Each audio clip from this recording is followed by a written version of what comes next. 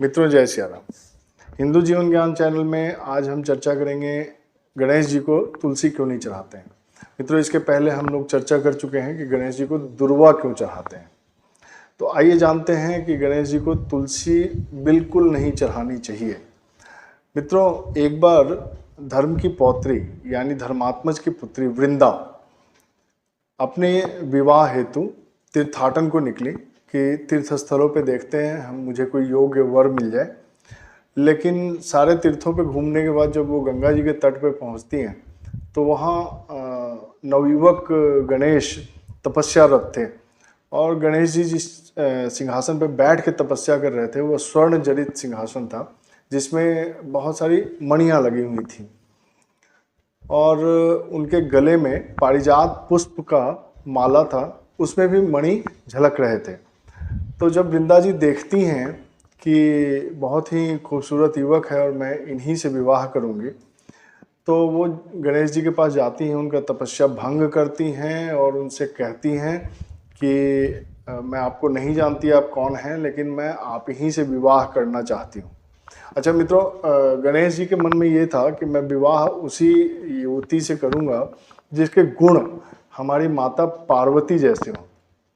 लेकिन वृंदा में उनको वो गुण नहीं दिखे, तो गणेश जी ने कहा कि मैं आपसे विवाह नहीं कर सकता।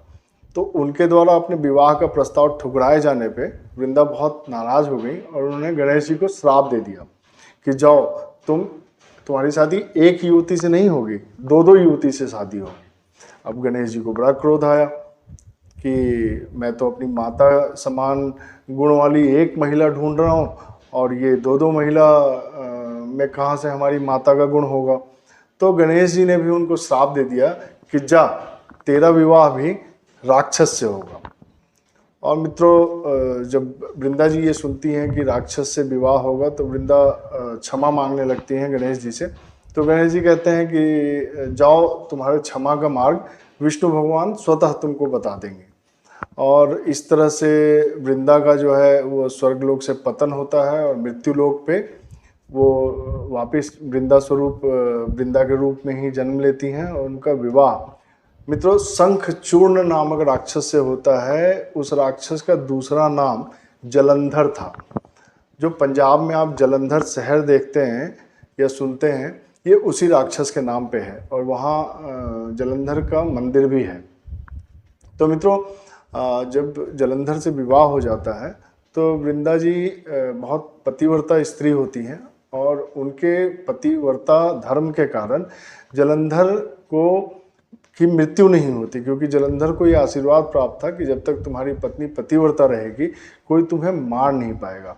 और इसी आशीर्वाद की वजह से जलंधर का मन बहुत बढ़ा हुआ था और वो बहुत ही उत्पाती राक्षस हो गया था। और चूंकि वो जलंधर राज भी करता था तो अपनी प्रजा को भांति भांति कष्ट भी दिया करता था। तो मित्रों, जैसा कि आप जानते हैं, राक्षसों का जब उत्पात बहुत बढ़ जाता है तो देवलोक में देवता जो है उसके वध का कोई प्रयोजन करते हैं।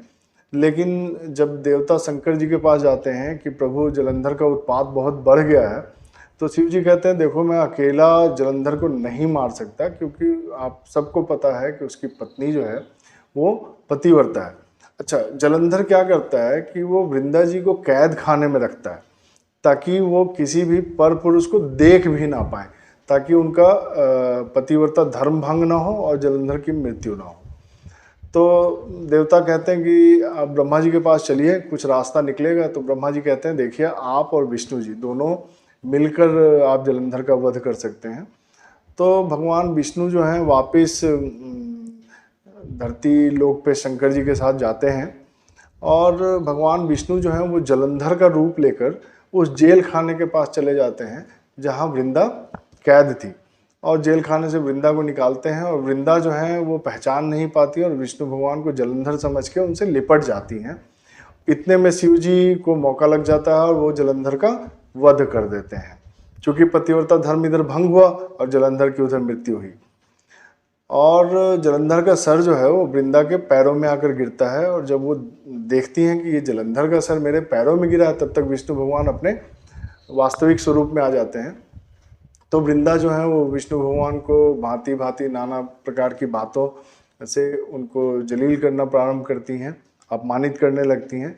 तो भगवान विष्णु कहते हैं कि वृंदा आप परेशान मत हो, आप का जो अगला जन्म है वो एक पौधे के रूप में होगा जिसकी खुशबू में ही बहुत सारे देवता रमण करेंगे और देवताओं का वास होगा आपके पौधे में, और आपके पत्ते के बगैर मैं भोजन नहीं करूँगा, ये मैं आपको वचन देता हूँ।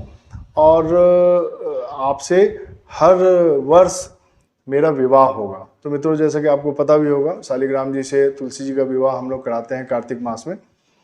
तो इस तरह वृंदा जो है अपने पतिव्रता धर्म के ताकत से खुद को वहीं पे भस्म कर लेती हैं, और जो भस्म होता है वहीं से एक पौधा निकलता है जिसको हम लोग तुलसी जी के पौधे के रूप में जानते हैं। तो इस तरह से भगवान विष्णु को तुलसी बहुत प्यारी हो गई, चूँकि वो वृंदा की ही स्वरूप थी। तो इस तरह से भगवान को भोजन में भी तुलसी और विवाह भी उनका कराया जाता है, और बगैर तुलसी के वो कुछ भी ग्रहण नहीं करते। तो मित्रों, ये थी कथा कि भगवान को तुलसी क्यों चढ़ाते हैं और गणेश जी को तुलसी क्यों नहीं चढ़ाते हैं। आशा करता हूँ आपको अच्छा लगेगा सुनकर। जय श्री राम।